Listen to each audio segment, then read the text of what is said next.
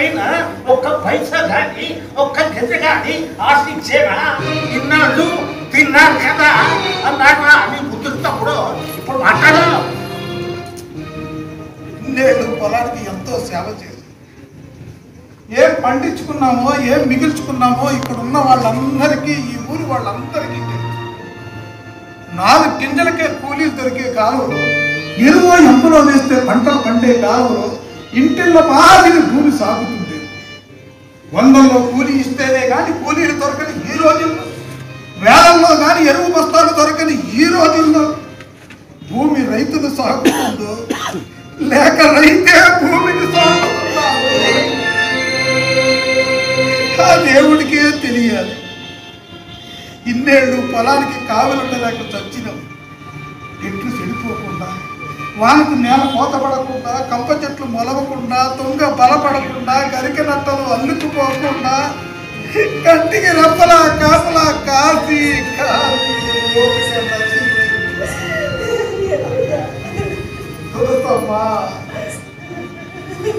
అయింది, అయిపోయింది, అంతా అయిపోయింది. కాకపోతే ఒక బాకీ మిగిలింది.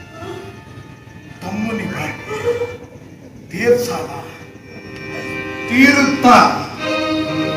పొలాన్ని కొత్తగా తీసుకుంటే ఏడాదికి ఇంత అని ఒప్పందం తీసుకుంటారు. కోరువైతే పంటలో 3 ఒక పాలు ఇస్తారు.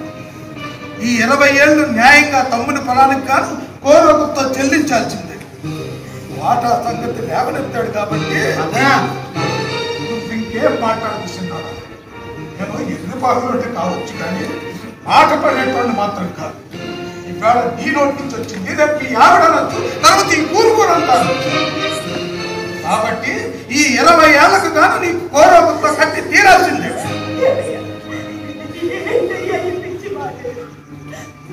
మన దగ్గర కొత్త చూపించే సోమతా లేదు, కూర పట్ట ఇచ్చే శక్తి లేదు. చివరికి చదువుకోవాల్సిన పిల్లలిద్దరినీ కూడా పొలం పనికే పండించాం. ఇంకా ఉంది పరిహారం. అవును, ఈ 20 ఏళ్లకు గాను జరిగిన నష్టానికి పరిహారంగా ఈ 20 ఏళ్ళు వేసులు లెక్క కట్టి ఆ డబ్బు ఆ మొత్తాన్ని పడేస్తావా? లోపల ఈ తాతగారి భూమి లేదన్నా ఆ నిధి మీద ఎట్లా ఇన్నాళ్ళు వ్యవసాయంలో నట్టాలే నెత్తి మీద మనది అనుకున్న భూమిని వదిలేసి మనది కాదు భూమి మీద ఆడ ఉంటూ ఈ ఆడొచ్చిన ఈ ప్రభుత్వానికి పొలం అవసరాలకు కాకుండా దీనికోసే పంపకాల కోసే వచ్చిన ఈ ప్రభుత్వానికి ఏమిటవురా పరిహారం అయినాడు. ఇన్నాడు ఇట్ట వచ్చి అట్ట పోయినాడు కానీ ఏనాడైనా ఆ పొలానికి రావడం కానీ ఆడ సమస్యలు అడుచుకోవడం కానీ చేసినాడు రైడు. అసలు వీడు మన పొలానికి ఏం చేశాడు అని నేను నా అనుమానం. వీడికి పొలం గురించి కానీ ఆ వ్యవసాయం మాట్లాడినా వచ్చినా నాకు నాట్లేడు దిక్కుతో ఉన్నాడు. తొలిసార్లు మరిసార్లు నారుబడి కడుపు తీత సాగాడు అసలు ఈ మాట్లాడంటే అది నేను పోయి పరిహారం ఇస్తావరా? పరిహారం అంటే నాన్న చెప్పు, ఇస్తావా అన్నీ ఇస్తానని కాదా? రే గవర్నమెంట్లో కనీసం పూలు జోగం చేసేవాడైనా ఆడ వ్యక్తిత్వానికి ఉనికి దెబ్బ తగిలే ప్రమాదం వస్తే ఆఫీసర్ నిలదీయాలి. కానీ ఎవరిని కనీసం గొప్పలోని కూడా తెలియలేని దౌర్భాగ్య స్థితిలో ఈ దేశంలో ఎవరన్నా ఉన్నాడంటే అది ఒక్క రైతేనా? ప్రస్తుత పరిస్థితుల్లో కూలీని బతిమాలుకోవాలి కానీ నిలదీయలేడు రైతు. తను పండించిన పంటకి తను నిర్ణయించిన రేటు కాకుండా ఎవడో నిర్ణయించిన రేటుకి సర్కిల్ పడి అమ్ముకోవాలి కానీ నిలదీయలేడు రైతు.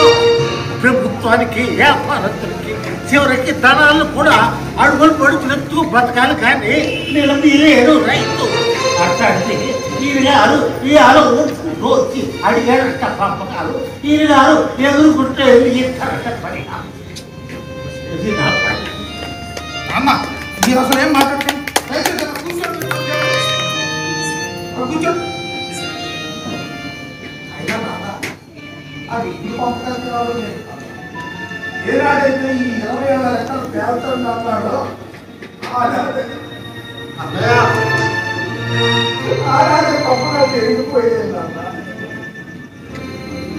నువ్వు పంపకాలు అడిగినందుకో ఈ 20 ఏళ్ళ లెక్కలు తేల్చమన్నందుకో నాకు కోపం కాదురా. ఈ అన్నయ్యను అర్థం చేసుకున్నప్పుడు ఇదేరా అని బాధపడుతున్నాను. అదే నేను తట్టుకోలేకపోతున్నాను. నువ్వు అడగాలే కానీ ఎతను పంపకాలేంట్రా? ఈ భూమి మొత్తం నీకే ఇచ్చేస్తాను. ఈ తర్వాతే నాకెవరైనా. కాబట్టి పంచాయతీలు లేవు, పంపకాలు లేవు. ఈ రోజు నుండి ఈ ఆస్తిని ఈ భూమిని మొత్తం నీకే ఇచ్చేస్తున్నాను. నా పెళ్ళం బిడ్డలతో ఎక్కడ చోట హాయిగా బతుకుతాను.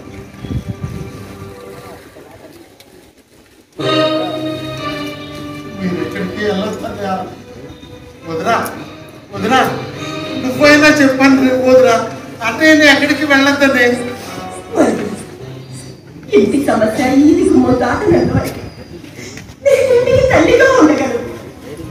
ఇప్పుడు నా శ్రీ కాలిపోయిందయ్యా. రాముడే కాదా సీత బతికేదా? కానీ నువ్వే లక్ష్మణుడు కాలేకపోయావు. ఇప్పుడు అవుతానయ్యా.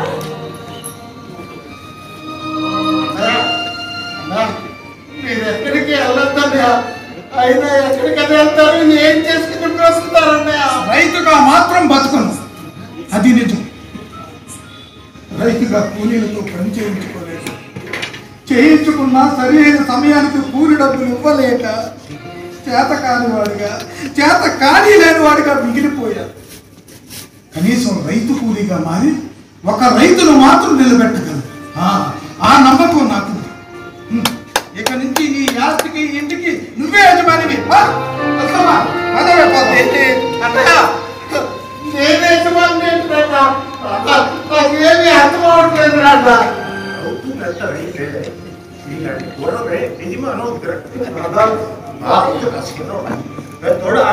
చాలా బాగుంది. మీలో మీరే మాట్లాడుతుంది. మీరు తీసుకుని నేను పోయాను. అబ్బో మీరు దేశాన్ని వెళ్ళేస్తారా? వేళాకోళానికి ఇదా సమయం. తెలుసమ్మా క్షమించండి మామయ్య. చూసుకుంటామ్మా గంగాజలంలో ఓ తులసి తప్పు లేదమ్మా. కానీ రైతు అనే తులసి మనలో ఈ మధ్యనాటికి అంటే ఆయన ఒకప్పుడు పెసాలి. రైతు పెడితే నాశనం. ఆయన తమ్ముడికి ఆయన చేయాల్సిన న్యాయం చేయడం కూడా తప్పేనా మామయ్య? గొప్ప న్యాయం రే. ఆ రచ్చపడి ఆ హరికలో చెప్పేవాడు దాంట్లో గొప్ప న్యాయం అని. దాంట్లో అంటే కర్ర, అప్పు అంటే గాలు ఎనకట్టి ఓ ఇల్లాలు గాలు పడక ఆ ఒకసారికి భయపడిపోయి చేసిందిగా లెంకి వేసినారు. ఆ ఎప్పుడే ఆ పెళ్లి తెలిస్తే ఏమే పెడతామా గాలు చేసేవంట. ఏడున్నాయి అంటే అయ్యో మామ చేసిందా కానీ ఒక కర్ర కూర్చురా ఎనకొచ్చి ఆ కర్ర తినేసినది అన్నదట. అప్పుడు అమ్ముడు ఇదో ఇట్లాంటి వెళ్ళిపోతుండే ఎలక కర్రే తినేసినట్టే దాని గాలు వచ్చాక అనుకున్నారంట. కానీ ఎలకేది కర్రం తినేది అనే ఆరు పట్టణంలో పట్టుకోవడమే. ఈ కొంత వదులుకుని రోడ్లు పట్టలేదు. అవునప్పుడు కూడా మరి గొప్ప కూడా చేస్తారంటున్నావు. ఈ గొప్పనైనా అమ్ముకున్నా ముసలినా కొడుకునే. మరి నాకు కూడా ఈ ఒట్టినా పనికి రాదు అన్నట్టు అది తోలేస్తున్నావు. అంత మాట్లాడకండి నాన్న. మిమ్మల్ని వదులుకునేందుకు దుర్మార్గుడు కాదు నాన్న. ఒరే తమ్ముడు, నీకు ఈ ఇల్లు ఈ ఆస్తి మాత్రమే ఇస్తున్నాను. కొన్నంత అన్నలా ఉంటే నాన్నని మాత్రం నేను తీసుకుపోతాను నాన్న. మిమ్మల్ని పంచుకునేంత దుర్మార్గుడి కాదు నాన్న. పెద్దడిగా మిమ్మల్ని చూసుకునే బాధ్యత నాది నాన్న. నా తర్వాతే తమ్ముడిది నాన్న బాధ్యత. నాకేదన్నా అయితే అప్పుడు ఆడుకుంటుంది నాన్న. నాన్న మిమ్మల్ని పంచుకోవడం అంటే నా ప్రాణాన్ని పంచించినంత ఇన్నావురా తండ్రిని పంచుకోవడానికి ఒక కొడుకు ఆడు పడుతున్న బాధ ఇన్నావురా. ఆడి గుండె లోతులో చూస్తే రైతుగా ఆడు పడే బాధ కాదు. ఆ బాధ లేని ఆడుందని కొనుక్కొని మన కోసం నవ్వుతూ మాట్లాడుతున్నాడు రా నా ఏడుకోడు. రైతు వాడు భూమిని పెంచుకోవాలి కానీ పంచుకోకూడదురా. అయినా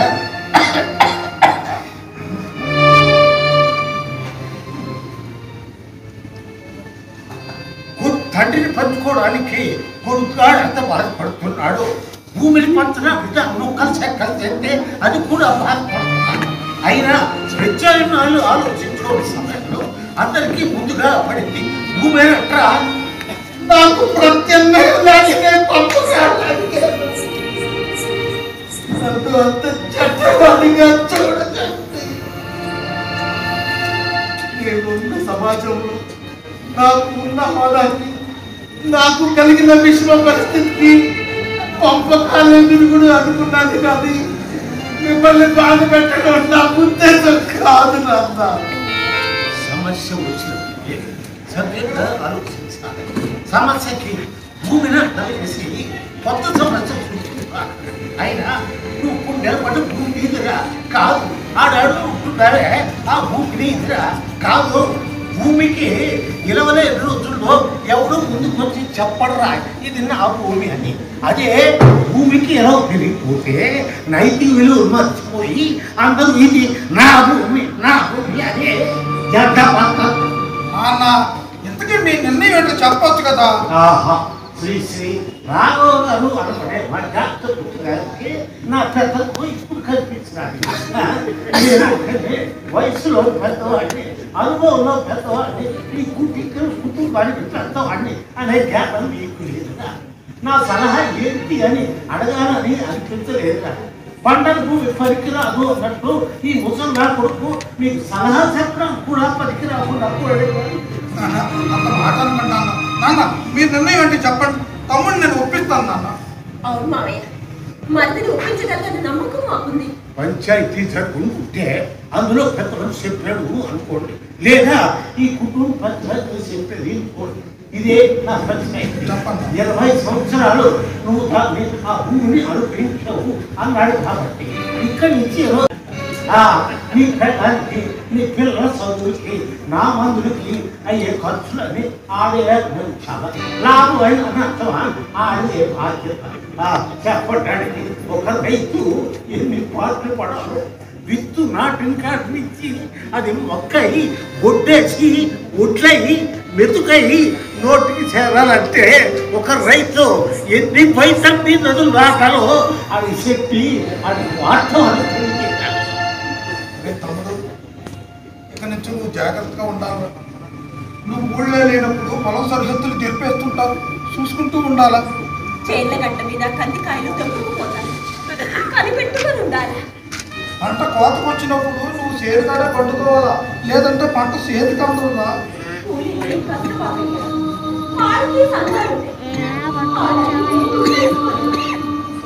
పొలం పనులలోని సిరాకుని ఇల్లాలి మీద చూపించి ఆమె కంట నీరు రప్పించబాడు. ఆలు ఏడ్చిన ఇల్లు ఎద్దు ఏడ్చిన చేర్చు ముందుకు పోవుగా.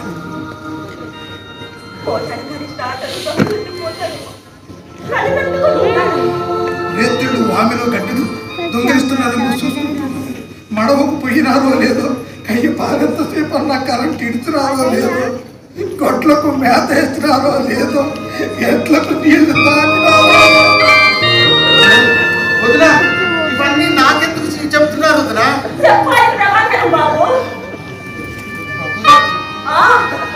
ఎందుకంటే ఒక్కరోజు ఇల్లు వచ్చినందుకే అక్కడ గూర్ఖాకి అన్ని జాగ్రత్తలు చెప్తున్నావే, బెంగపడిపోతున్నావే.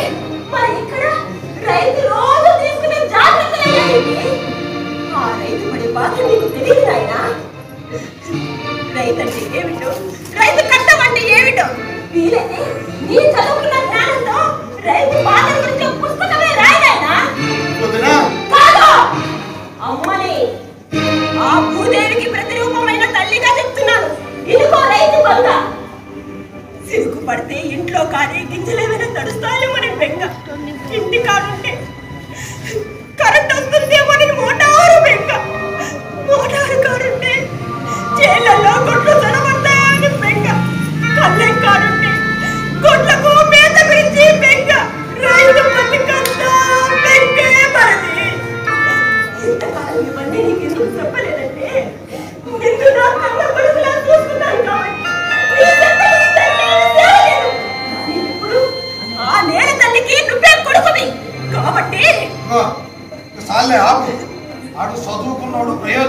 వాడికి అన్నీ తెలుసు కానీ నువ్వు పదవే అన్నయ్య వదినా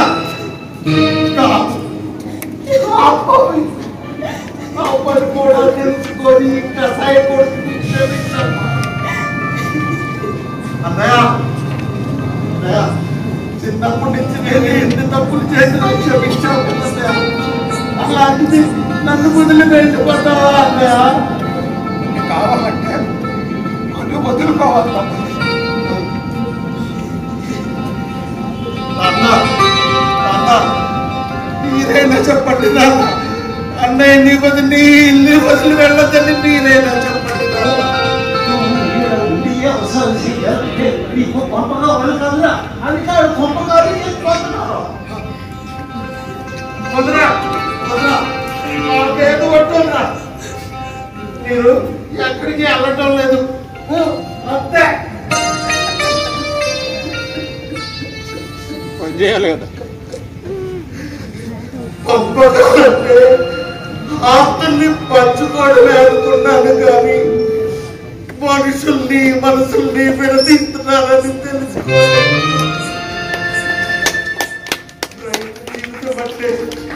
ఒక సమస్య నుండి మరొక సమస్యకు ప్రయాణం మాత్రమే అని తెలుసుకోలేని దౌర్భాగ్యుడిని ఏదేవో చదువులు ఎలగబెట్టి రెక్కలు రాగానే పట్టణాలకు ఎగిరిపోయి పాశ్చాత్య పైచంతో చెలరైపోయే నాలాంటి పైచస్తు చెప్పినట్టు పొలం పట్ల బాధ్యత అందులో భాగవాడికి హక్కు లేదు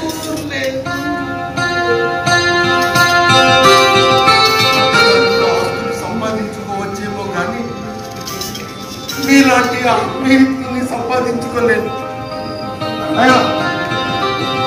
ఈ రోజు నుంచి మనం కలిసి ఈ వ్యవసాయం సాగు చేసుకుంటున్నాం అంతే ముద్ర ఈ ఇల్లు నీతోనే కలకలాడుతూ ఉండాలన్నా అన్న తల్లి లాంటి పొద్దున కొట్టేసి చెప్తున్నాను అన్న ఇంకెప్పుడు పంపకాలకు చెప్తున్నాను నన్ను నమ్మండి నాన్న నాకు గుర్తొచ్చింది నాన్న గుర్తొచ్చింది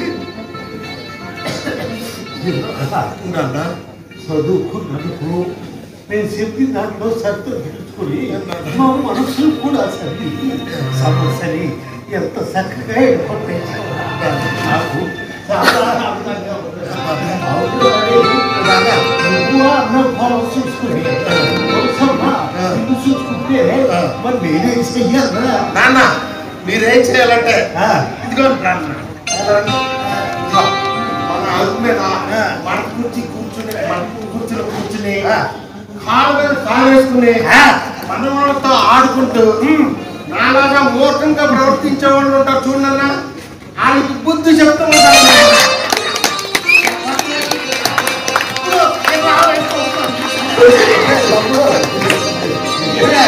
హలో నాకు కాల్ చేసినావు కదా అడుగునండి వద్దురా ఆడదానికి అమ్మకాలు రైతుకు పంపకాలు ఎంత బాధలు కలిగిస్తే ఇప్పుడు అర్థమైందా అర్థమైంది ఒక్క నిమిషం ఇంకొకరు ఉన్నారు ఇప్పుడే చెప్తాను రాధా ఇదిగో నువ్వు ఏం చెప్పినా నేను వినదలుచుకోలేదే నేను చెప్పిందే నువ్వు వింటున్నావు విన్నావా ఇంకా నేను సిటీకి రావట్లేదే ఇదిగో ఇక్కడ పంపకాలు జరుగుతున్నాయే ఆస్తి పంపకాలు కాదు ఆత్మీయత ప్రసాదాలు నీకు కూడా కావాలంటే పిల్లల్ని తీసుకుని వెంటనే మన ఊరొచ్చాయి ఇదిగో మనం కోల్పోతున్న ఆప్యాయత అనురాగాల్ని గుండెల నిండా నింపుకుని వెళ్తాం సరేనా ఉంటా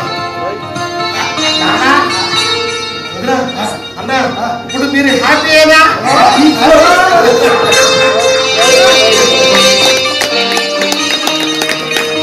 సినిమా పాత్రలో రవికుమార్ గారు బీడీఎల్లో చేస్తున్నారు ఉద్యోగులు హసీనా దేవసేన అమ్మాయి ఎంతో దూరం నుంచి వచ్చింది ఈ నాటకాన్ని నటించడానికి ఇక ముంచేది కంకణానికి అర్థమేలా అన్నట్టు ప్రభు గారిని నేను ఏమని పరిచయం చేయను. మాది న్యాయమూర్తి, మాకు పెద్ద అయిన సలహాదారు అన్నిటికీ అన్ని ఉన్నారు. వారికి చిరు సత్కారం తప్పనితో అభినందించడం తప్ప. థ్యాంక్ యూ ప్రభు గారికి. ఇందులో సంగీతం సమకూర్చారు శ్రీ చక్రపాణి గారు.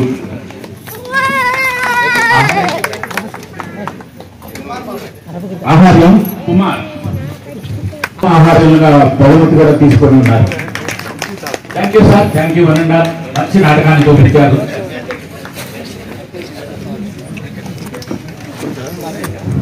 మరి రెండవ కార్యక్రమం వెంటనే స్టార్ట్ కాబోతుంది.